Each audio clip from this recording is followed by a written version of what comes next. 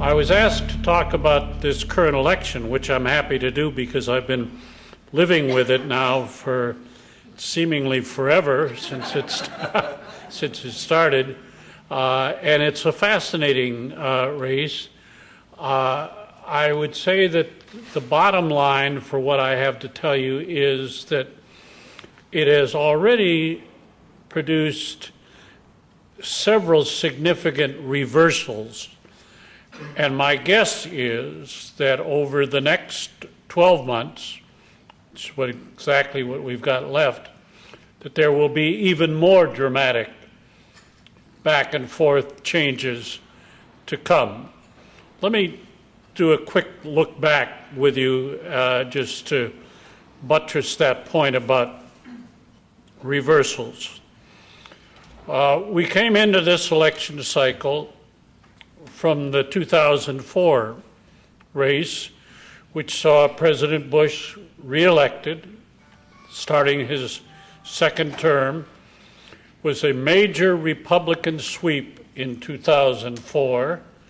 They gained seats in the Senate and the House of Representatives, and they'd done the same thing in the off-year election of 2002. So there was reason to believe, and not just Republican partisans, but many of us on the sidelines believed that we were witnessing something that looked very much like the establishment of a long-term Republican control of the government of the United States. That was certainly the view of Karl Rove and the president. Karl had given voice, as you know, to the idea that 2004 would be like the election that brought William McKinley into office and opened up a great Republican era in those days, and he saw a comparable opportunity now in this era for similar Republican dominance. And it didn't seem to be a crazy conceit at all on his part. It looked as if it very well might be taking place. People were quite pleased with the way the president had responded to the national emergency that followed 9/11. They were pleased with the tax cuts, they were pleased with the economic growth, and everything seemed to be falling into place.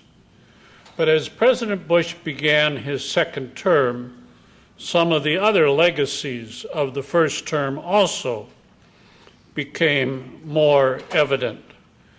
That first term had seen a rapid increase in federal spending, not just for homeland defense and national security, but for a lot of domestic programs as well. And budget deficits had once again begun to spin out of control. They had been vanquished in the end of the Clinton years and in the first 2 years of the Bush administration. But as time went on, we began to move back into serious deficit spending. But the biggest legacy of call from the first term, obviously, was the war in Iraq. The decision that the president had made to send American troops across the border into Baghdad to dethrone Saddam Hussein and take responsibility for that country.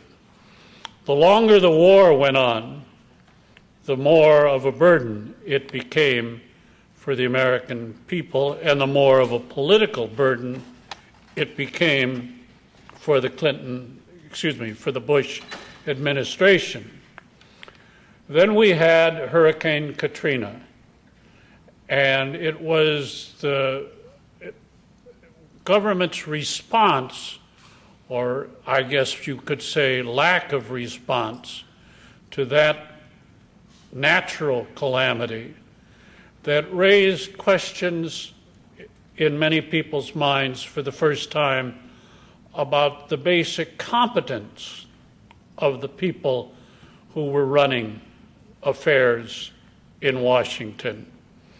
It coincided with a political decision that the president made to invest a lot of his political capital from his reelection into an effort to reform the Social Security system.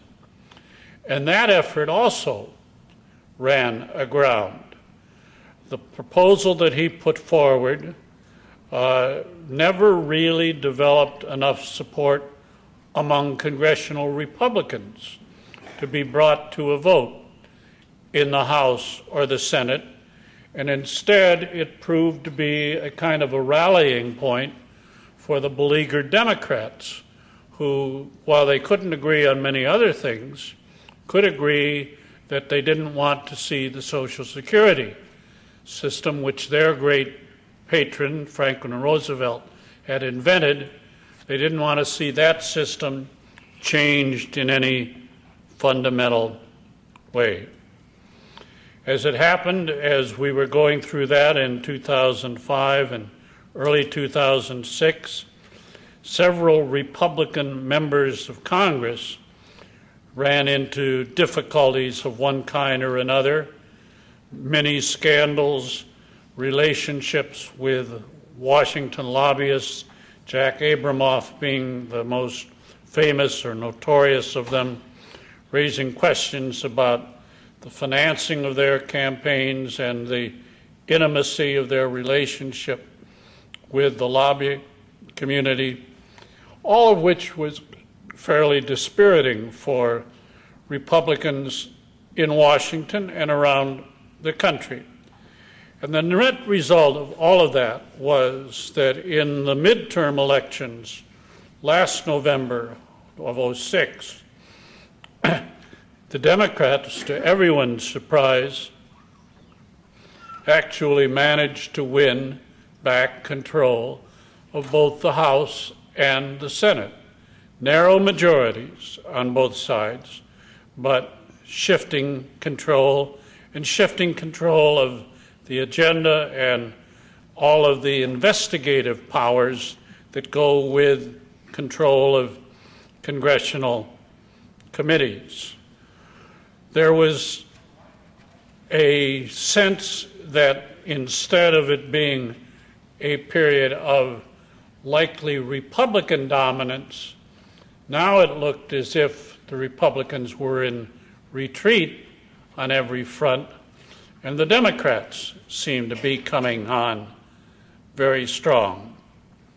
There was one other circumstance that set the stage for this 2008 presidential race, and that was the odd occurrence in terms of our history of there being no one in a position to obviously become the heir apparent to the presidency, the White House candidate, if you will, for the nomination and election.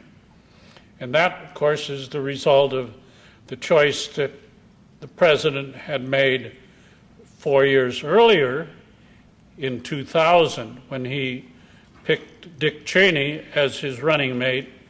And Dick Cheney said clearly then, and has repeated ever since, that he would never be a candidate for president himself. So the vice president, who is the normal successor, was out of the line of succession. And we suddenly found ourselves in a situation where no one in either party had an obvious claim to be the next likely president of the United States. That kind of political vacuum obviously attracted a lot of candidates for this presidential race.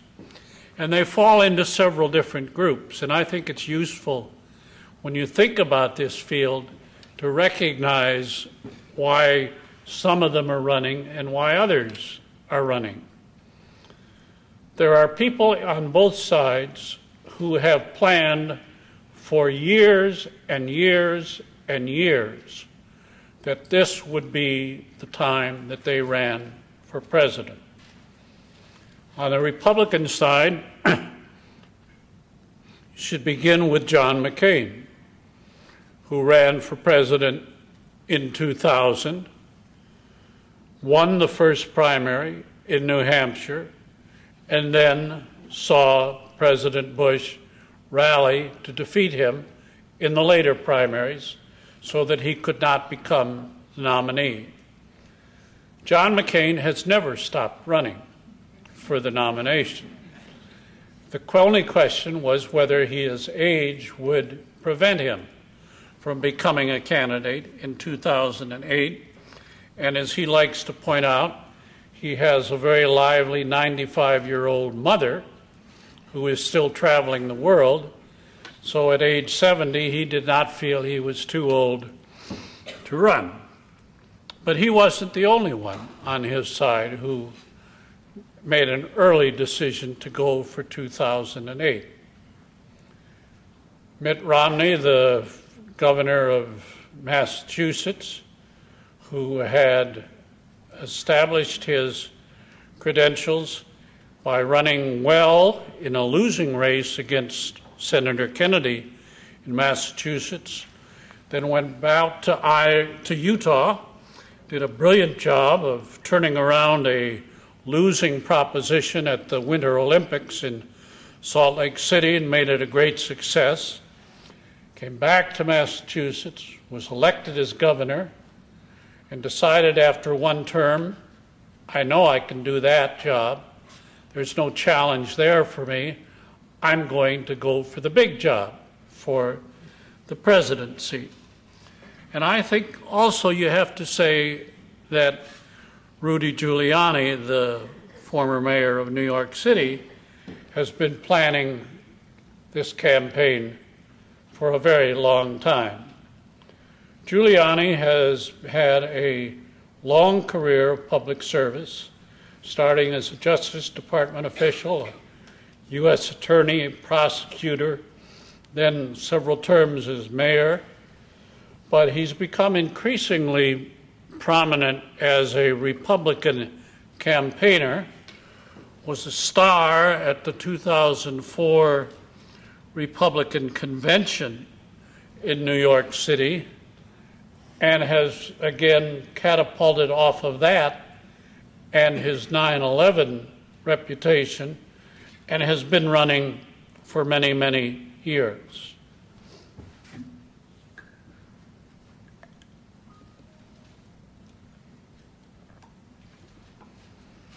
On the Democratic side, we also have people who have been making this race their principal occupation for many years. The most obvious of those people is John Edwards, the former senator from North Carolina, who ran for president 4 years ago, ran well, but lost to John Kerry, and ended up as Kerry's running mate, and then ran around the country as the vice presidential candidate. Edwards has had no full-time occupation for the last 4 years other than running for president. And he's done it busily, thoroughly, and well. A similar kind of pattern, but with less prominence, falls to Bill Richardson, the governor of New Mexico. Richardson has, if anything, a longer resume than Edwards. He has been a congressman, an ambassador, a cabinet member, and now, for 2 terms, the governor of New Mexico.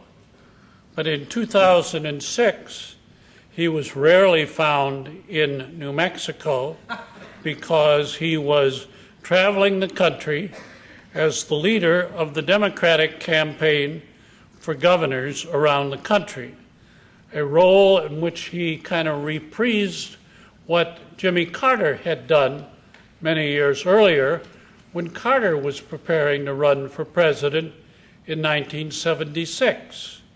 Richardson has been everywhere in that role, and now he is carrying on as a declared candidate for president.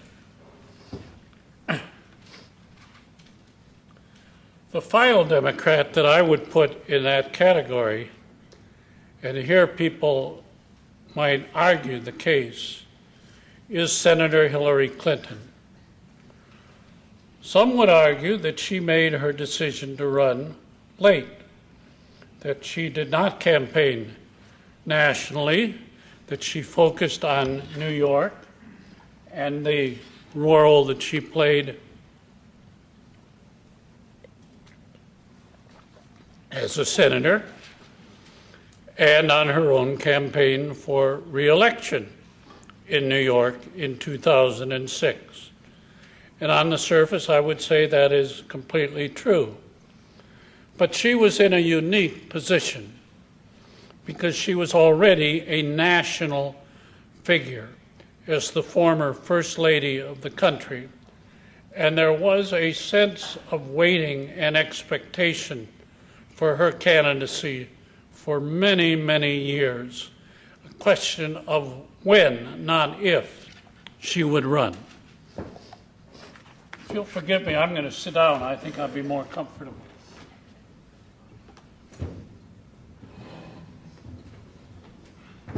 Can you hear me on this microphone? Thank you. That's a little easier.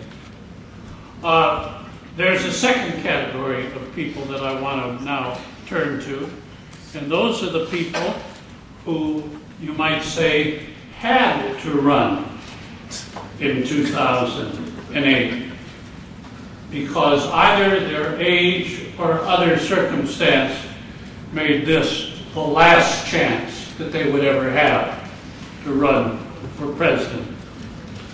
On the Republican side, I would say the most obvious example of that is Fred Thompson, the former senator from Tennessee, who's now reached age 60.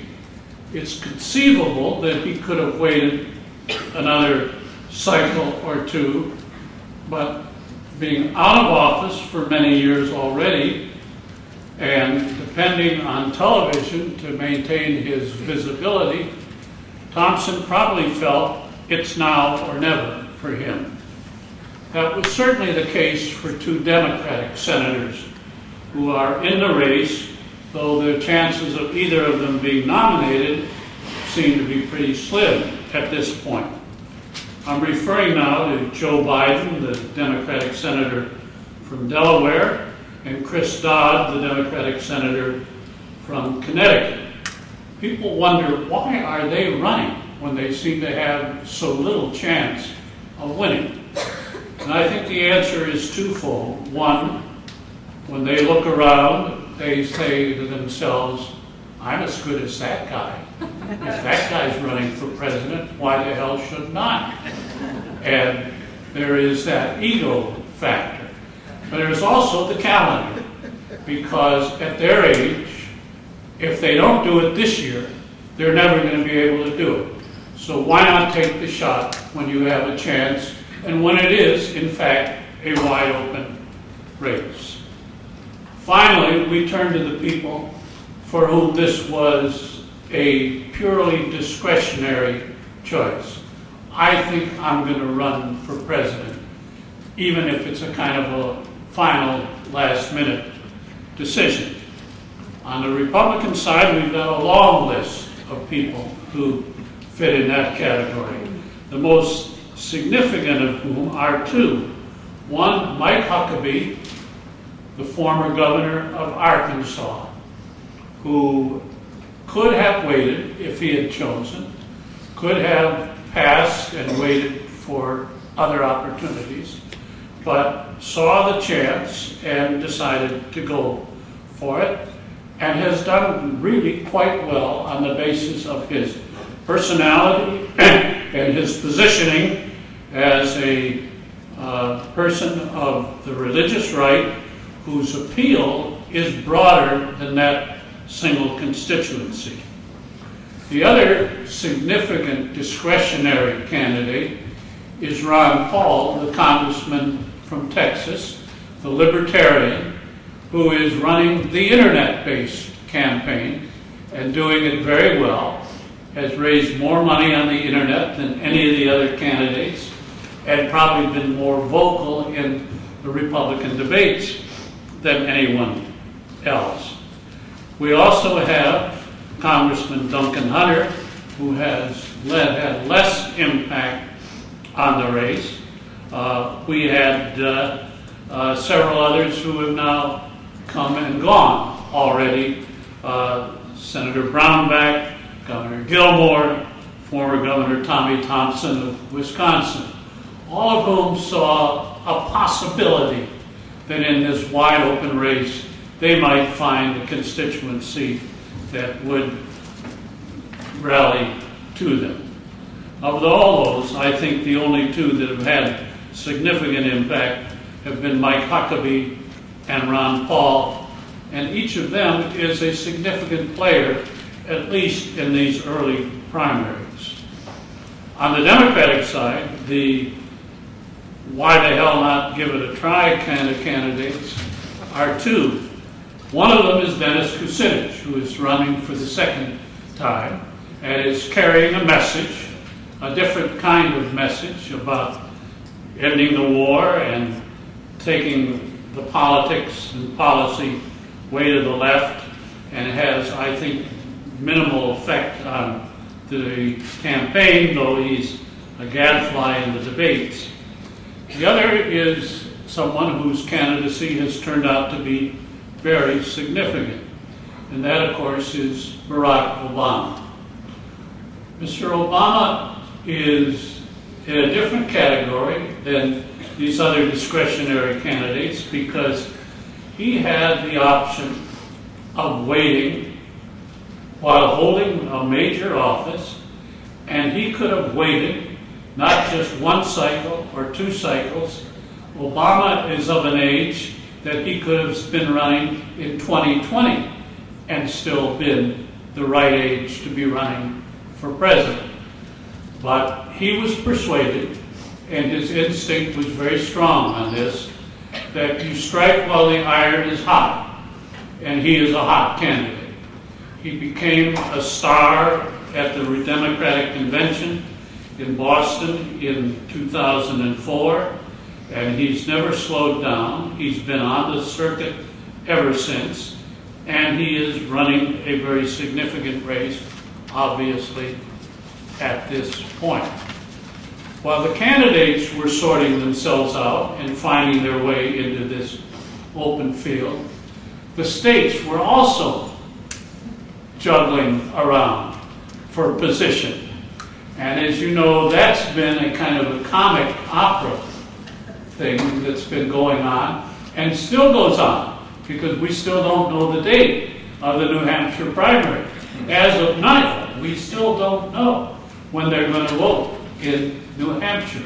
I think we may find out this week, but it's all up to Bill Gardner, who's been the Secretary of State there forever, and whose mission in life is to protect the primacy of the New Hampshire primary, and nothing else will take its place. It does look now as if the early states will be Iowa, New Hampshire, Nevada, South Carolina, and on the Republican side at least, Florida. And those states will have a disproportionate effect on the campaign. There is the Super Tuesday primary on February 5th with a whole array of large and small states, including California, Illinois, and New York. And you can make the plausible argument that the weight of those February 5th states is so great that they kind of diminish the early contests. My guess is that the early contest will still have very heavy and disproportionate influence simply by being early.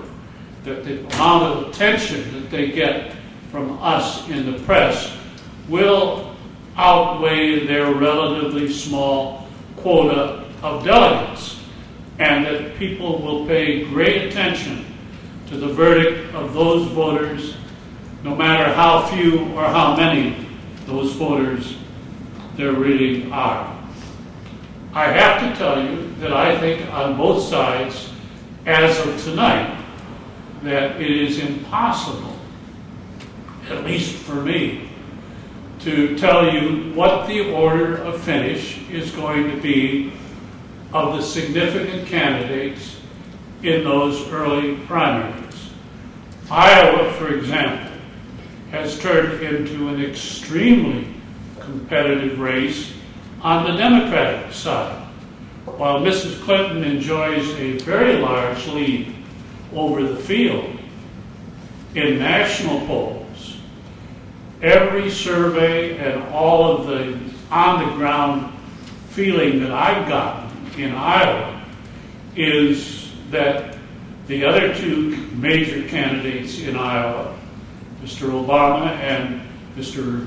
Edwards, also have done really well in organizing their constituency, and that as of last week when I was there are still many voters who are weighing their final choice, still listening, still looking, still waiting for some kind of a signal as to which way to go.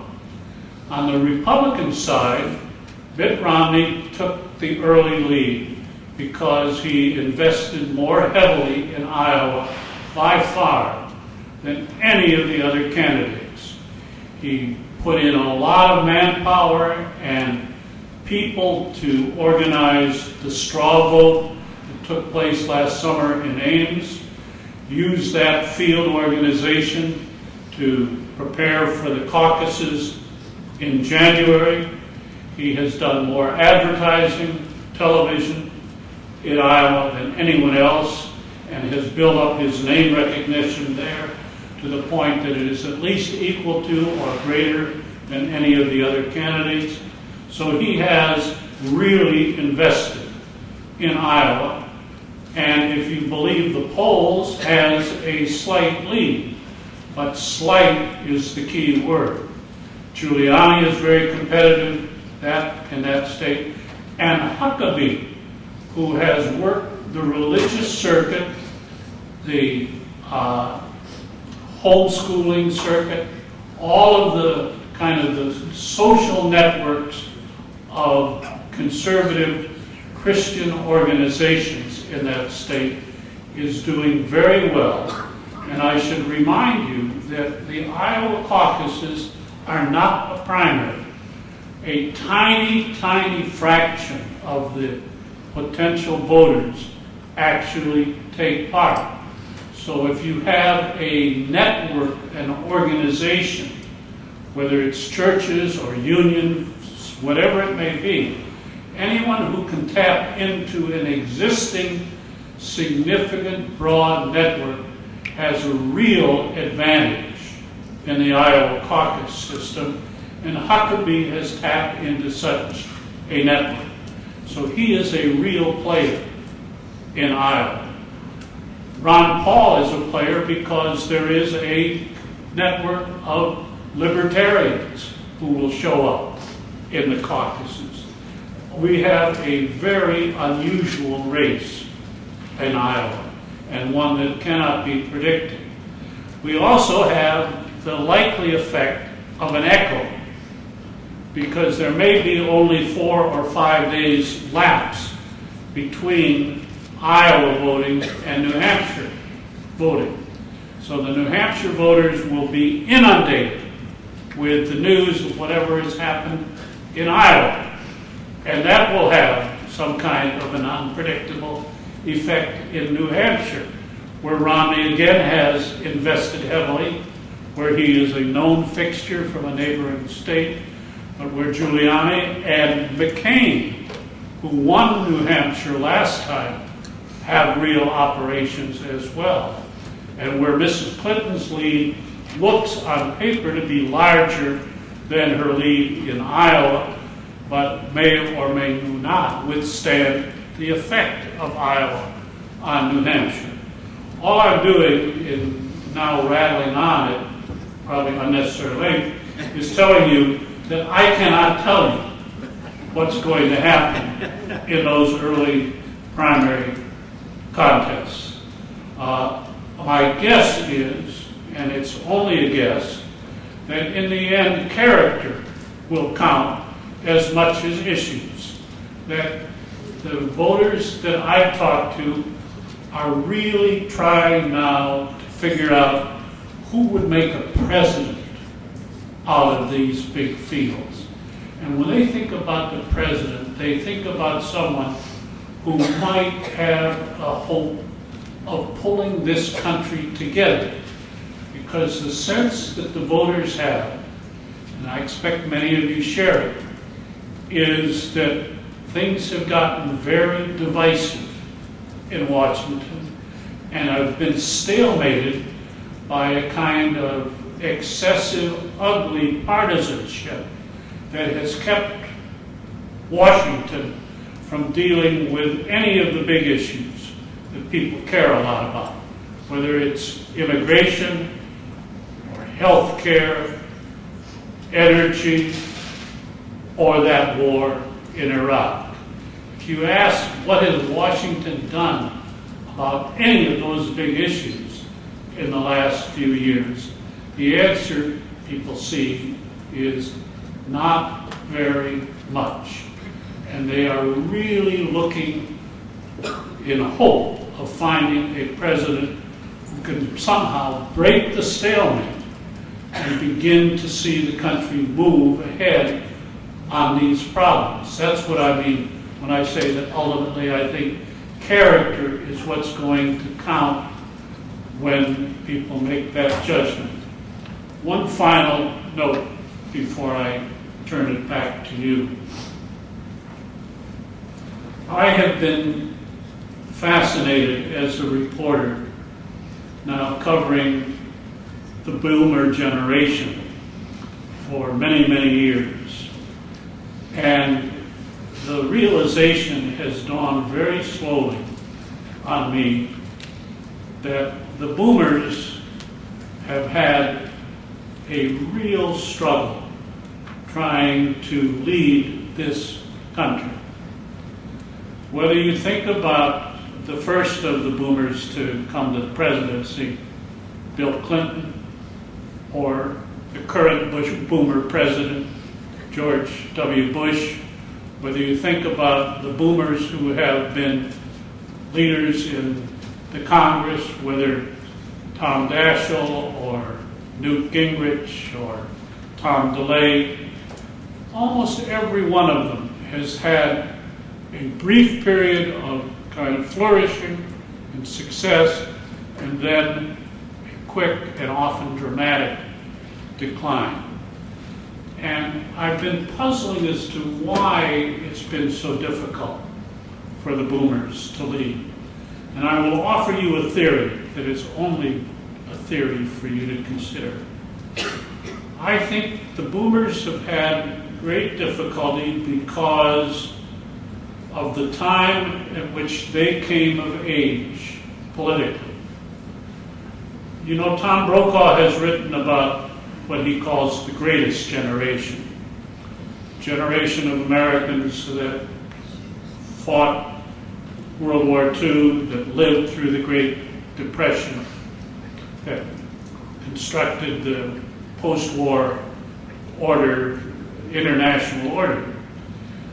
Those previous generation, the World War II vets, who occupied the presidency really for a very long time, from Dwight Eisenhower through Kennedy and all the way up through the first George Bush, every single one of those presidents was someone who had been in uniform either during or right after World War II.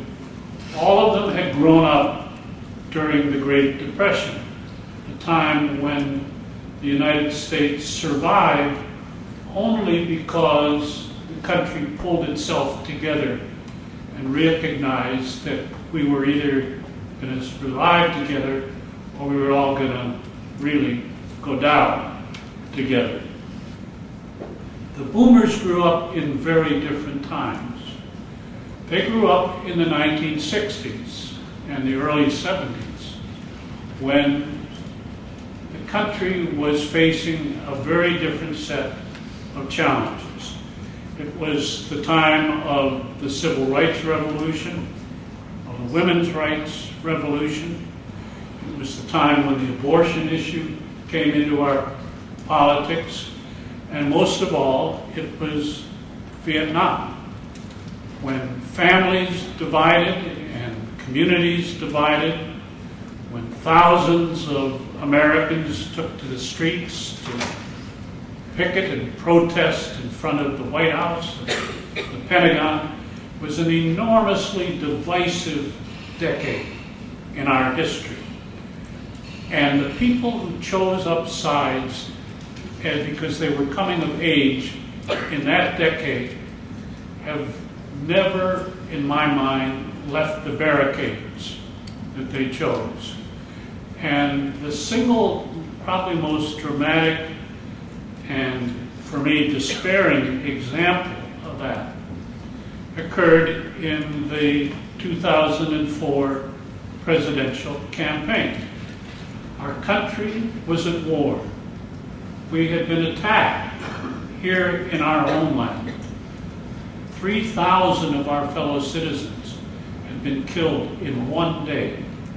And we were having an election where there were really big issues on the table.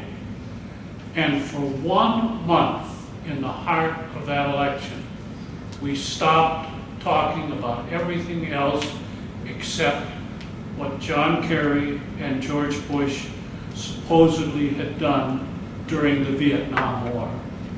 It was a stunning example of our inability in that generation to get past that argument. It's a scab that we keep picking at. Now, the good news, I think, is that we are beginning for the first time to see the post-boomer generation come into positions of leadership in our politics. Barack Obama is one example of that. Bobby Jindal, the young man who just got elected as governor of Louisiana, is another. These are people who don't carry that scar tissue because they were too young to be part of those fights. And the significant thing about them, and there are more like them now coming into the Congress that I meet, is that they are ready to talk with each other.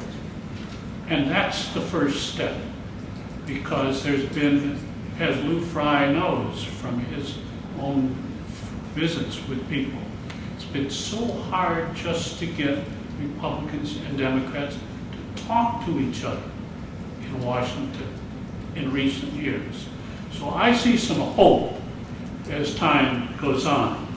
But this election of 2008 may or may not bring a new generation of leadership. I don't know what's going to happen. And we will see. But the country is certainly hungry for a kind of leadership that will pull things together and start addressing the problems that we face as a nation. What impact has the post-boomer generation had on congressional polarity? What impact has the post-boomer thing had on the post-boomer thing had on politics? Well, I can tell you that, for example, in the Senate, there is beginning to be a kind of a generational split that you can see among the members I mentioned Barack Obama, but I'll give you another example of the young Senator Lindsey Graham, the Republican senator from South Carolina, is of an age that he is not part of the sort of the boomer psychology, and he's been extremely useful and effective in bridging the differences on issues as difficult as the question of the treatment of the prisoners that we've been holding at Guantanamo. He was instrumental in negotiating a compromise on when the Senate was about to break down on the filibuster rule on judicial appointees. He's been a very, very effective negotiator across party lines. And he finds partners among the younger Democrats, I think, on the Senate side. People like young Senator Pryor from Arkansas, who is also of an age that he's not affected by the boomer debates. So you begin to see the nucleus of what might be a new kind of, if you will, political center forming that could provide the leverage to move on some of these difficult issues. You mentioned that Ron Paul was running a very successful internet campaign, and his internet campaign has shown that a significant impact in this race. And I think this would be like one of the first elections where the internet actually played a really big role. Most of the candidates have MySpace or Facebook accounts, which gets into to get connected with the younger generation. And also YouTube frequently features certain candidates. Mm-hmm. You can watch videos about them and everything. And I was wondering if you had a say on how big of an impact you think that internet involvement will have on the upcoming election. Well, I hope it has a big involvement. The test will be when we begin to see the voting and find out whether there's been any increase in the turnout of young people. Historically, the electorate, particularly in the primaries, has skewed heavily to the elderly end of the scale, because young people have been notably absent from most of the primaries and caucuses. There's been much more of an effort to engage them through all of the devices that you mentioned and others, just direct campaigning on campuses, appealing to students to become involved. But we don't know yet how effective it's been. We know something about the audience size, but we don't know how much of that audience will actually take the step of voting. And I think that will be the crucial test. I'm hopeful that we see a lot of it, because I think the healthiest thing that could happen in our politics would be to have a turnout that actually represents the American people rather than just the elderly slice of the American people. You mentioned that it's probably going to be the post-boomer generation that's probably going to hopefully relieve some of the partisan war that we have in Congress. Do you think that it'll be Barack Obama's political generation, or do you think that it'll end up falling more towards like our generation? I can't tell you the answer to that. Obama is in some ways stepped out ahead of the generation. There aren't too many others of his contemporaries yet in the Congress. I would name them probably on fingers of one hand. So there aren't a lot of Obamas yet. And we'll see whether that group turns out to have enough juice among them to really kind of take control, or whether we have to wait for you and your contemporaries before we see to change? I don't know the answer to that as yet. You had mentioned that there's so many people that are undecided out there, but have you made a decision, and if so, who and why?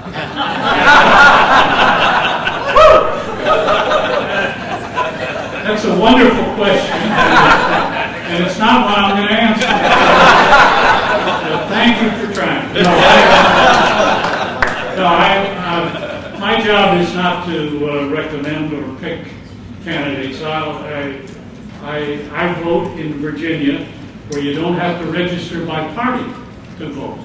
So I am not affiliated in any way with either party, and I kind of like it that way.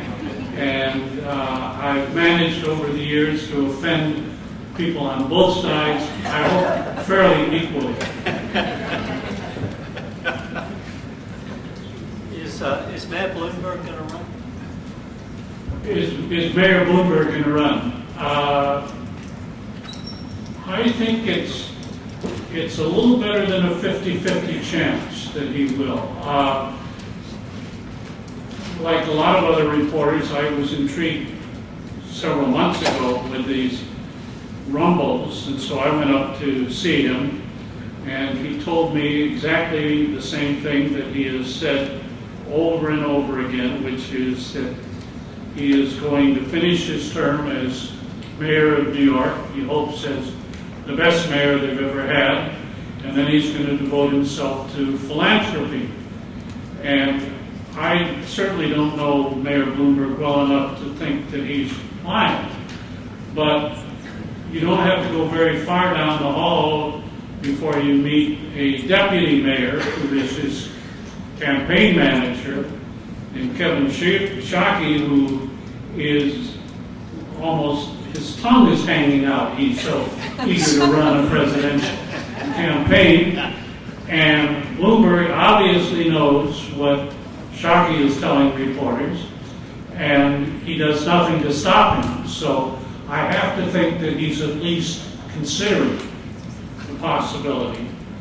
I have thought that it was wide open for such a candidacy because of what I've mentioned to you already, which is the genuine hunger that I sense is out there among people for a president who might have a shot at breaking this gridlock in Washington.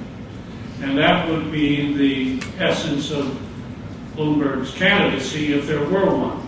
That he's somebody who is not Republican or Democratic, but independent enough and capable enough to begin to pull people together from both parties. I think it would be fascinating, and I think it would be, from my point of view, a contribution to the public if he were to run. But that's about as much as I can tell you.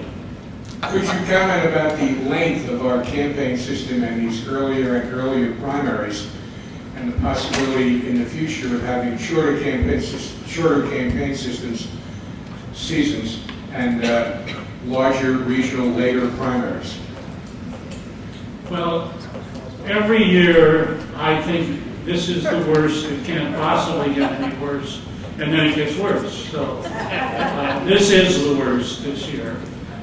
It's an insane way to pick a president, to cram 30 events into 4.5 weeks' time and expect that people are going to somehow make a rational choice about who should be president of the United States for the next 4 years.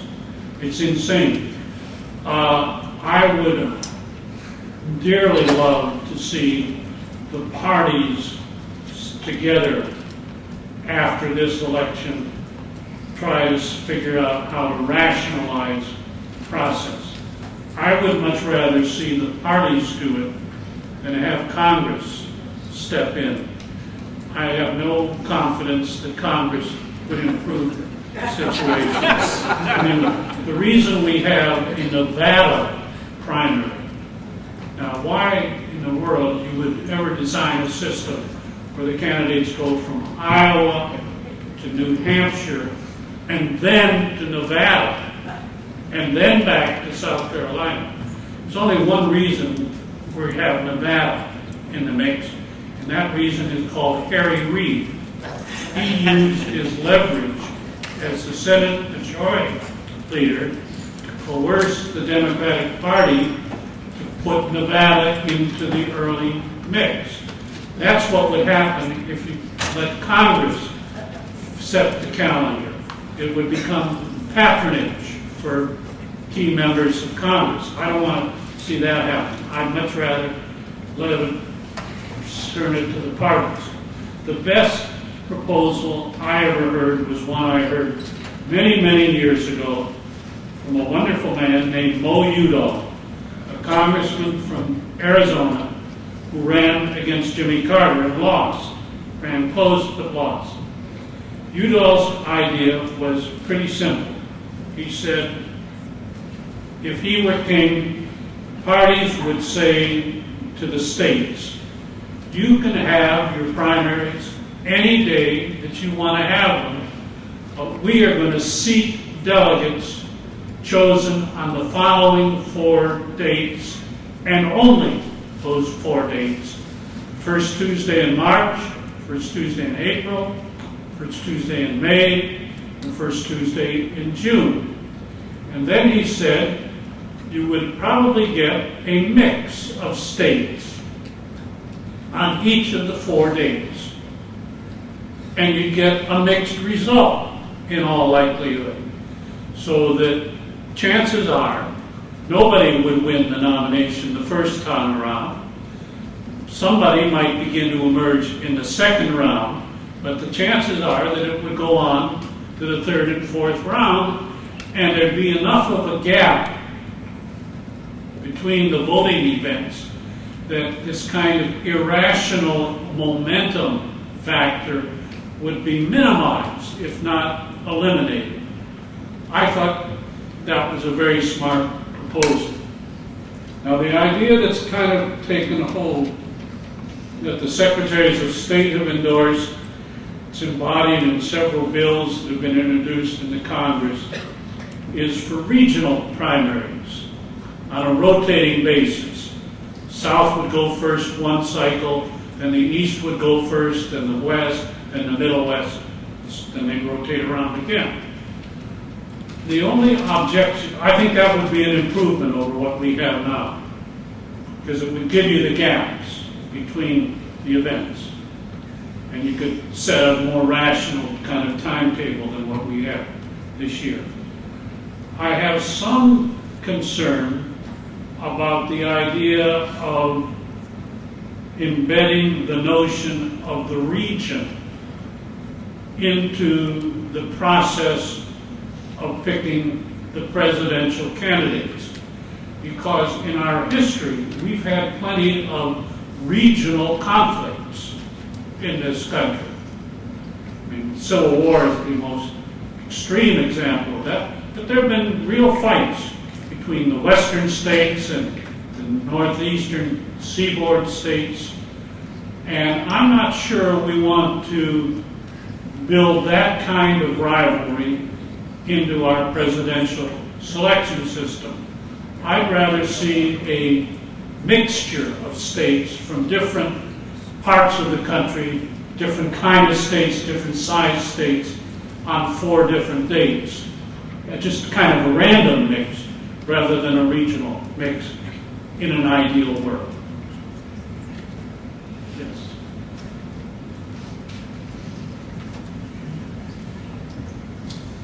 I have 2 questions. My first question is, which issue do you think could provide the rallying point for both Democrats and Republicans and people in America? And my second question is, how do you feel about Stephen Colbert being denied the opportunity to run in the South Carolina primary?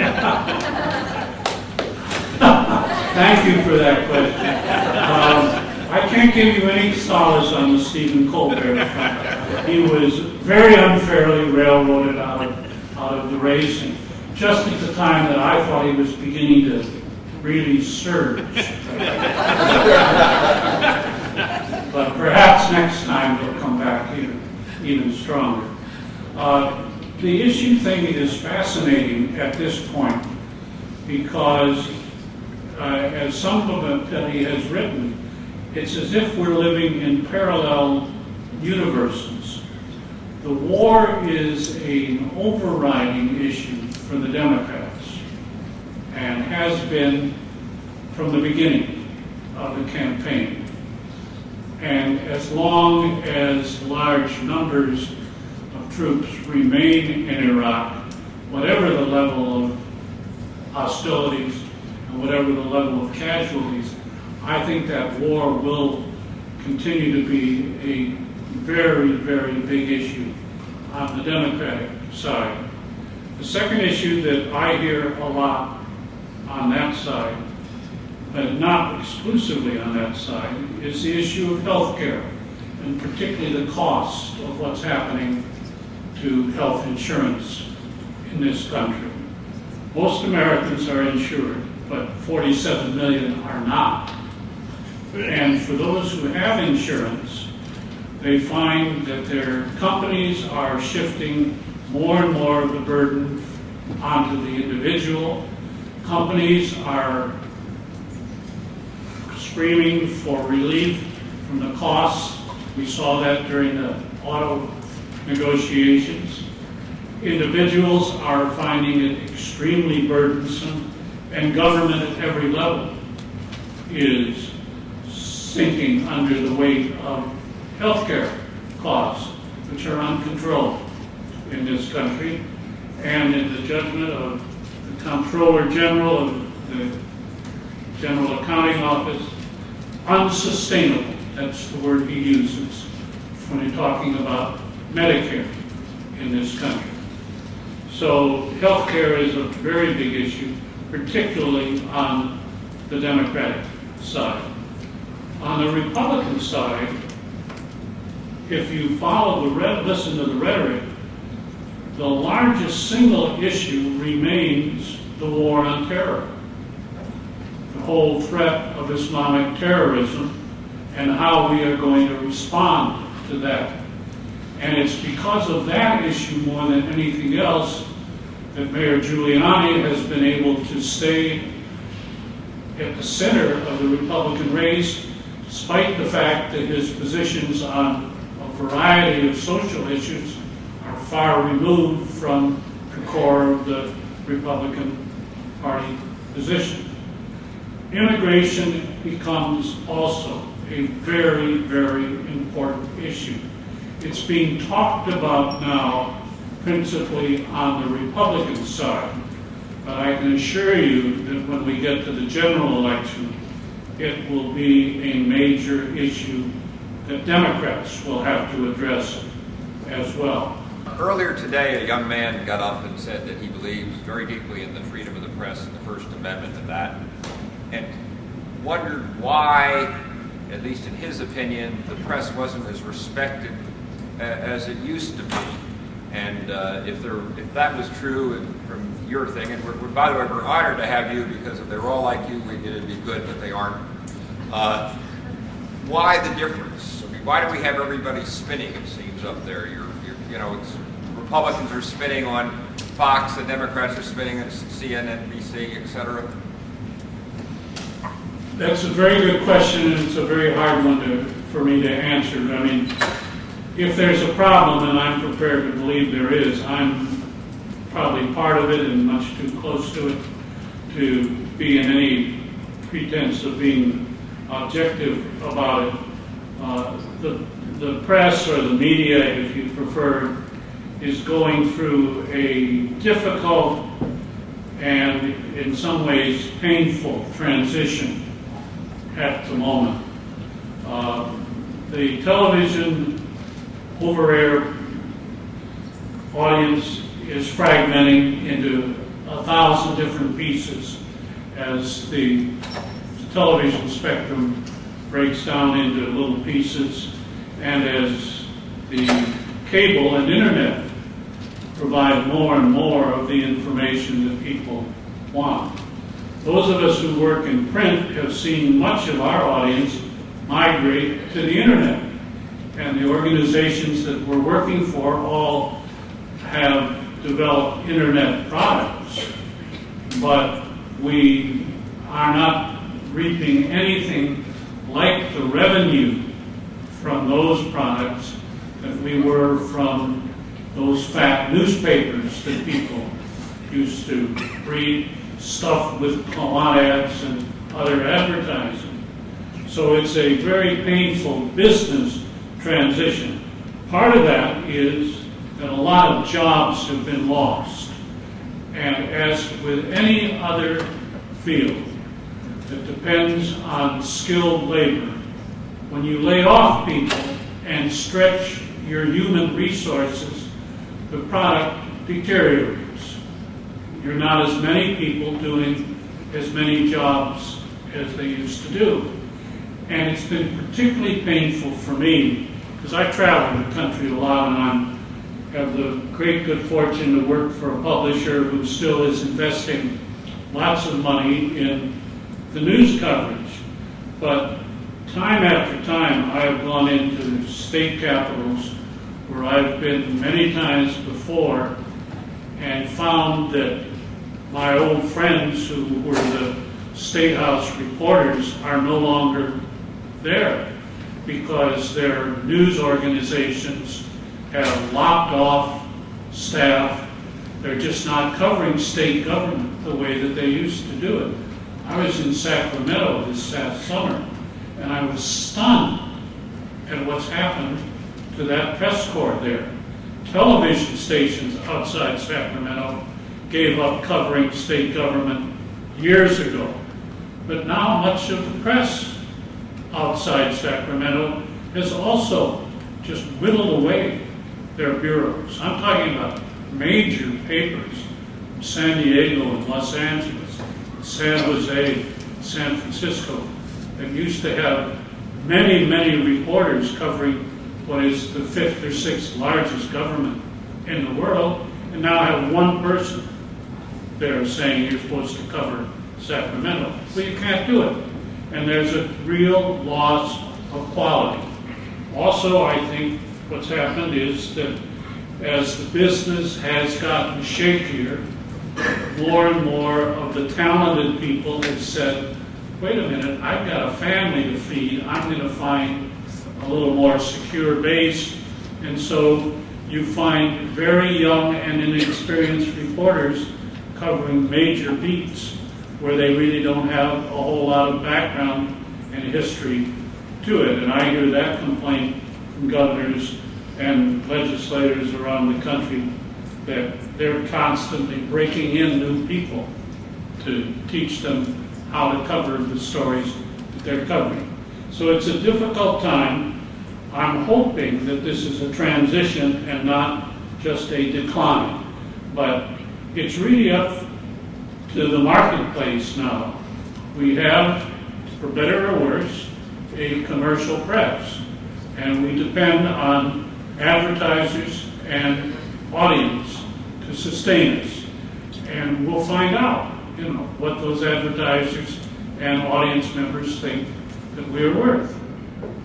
Through the decades, when I was young, quite young, I used to listen to the adults talk politics, and they used a cliche all the time, which I hear now. It was, you work like the devil to get them in, and then you work like the devil to get them out. And I still hear it sometimes. But what I wonder, if that was true, and I think it probably was, after 8 years you're tired of whatever's going on, so you elect the other party.